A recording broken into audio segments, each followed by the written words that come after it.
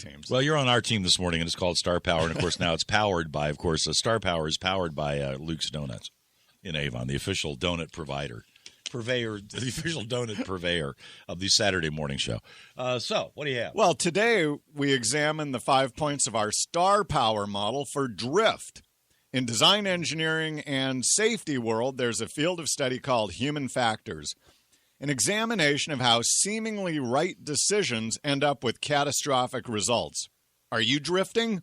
Well, print off today's handouts at myvaluetree.com. Don't drift off. We begin right after weather and Scott Gray's sports. Absolutely. 7:23 on WTIC. All right, we need to do our little Star Power today. So this is drift today, Alden? It's about drift. By the way, I just want to point out, you're getting this for nothing.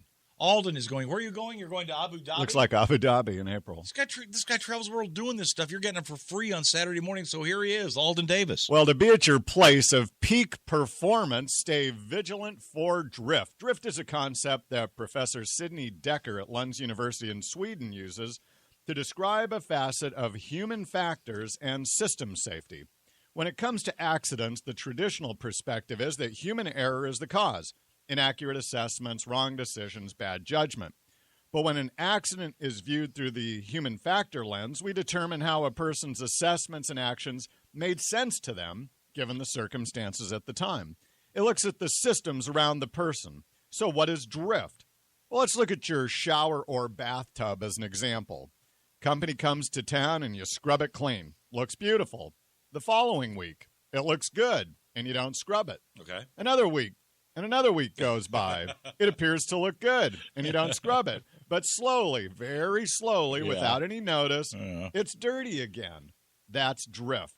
With each small decision to wait cleaning, you move farther from the clean standard until company comes again. Well, in aerospace maintenance, drift is of particular interest.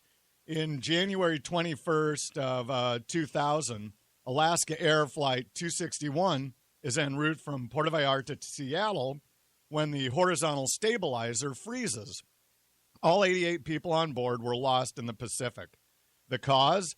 The jack screw and nut locked up. When the plane was launched into service 30 years earlier, the jack screw and nut were lubed every 350 hours. But over time, when the visual inspection looked okay, 350 hours grew to 700. Ooh. 700 hours lube interval became the new norm. This grew to a 1,000-hour interval, then 1,600 hours, then to 2,500 hours.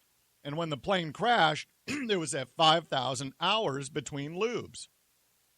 Well, to the people at the time, each decision made sense, but they had drifted away from the 350 hours interval with catastrophic results. This is how people end up in ethical dilemmas. Sales numbers are embellished this month. Nothing bad happens, and that becomes the new norm. Next time, the accounting gets more creative until it becomes outright fraud. One small decision at a time. So Coach asks you today, are you drifting? Did you used to go to your house of faith each week, but that's now slipped away? Were you making it home for dinner each night, but now that's a rare occasion? Are the words I love you heard less these days because we just know it?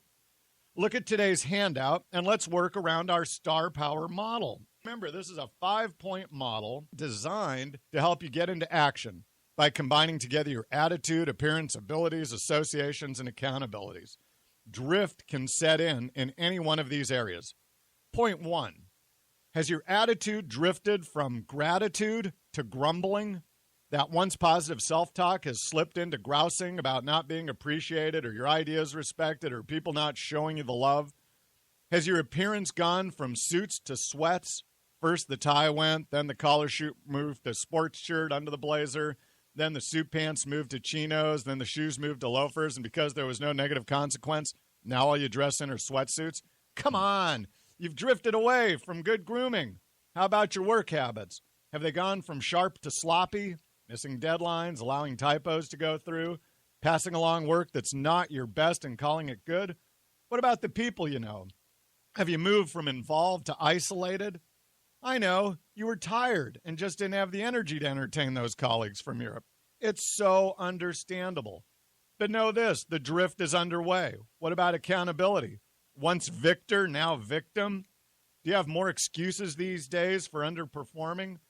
When added all together, have you drifted from warrior to wimp?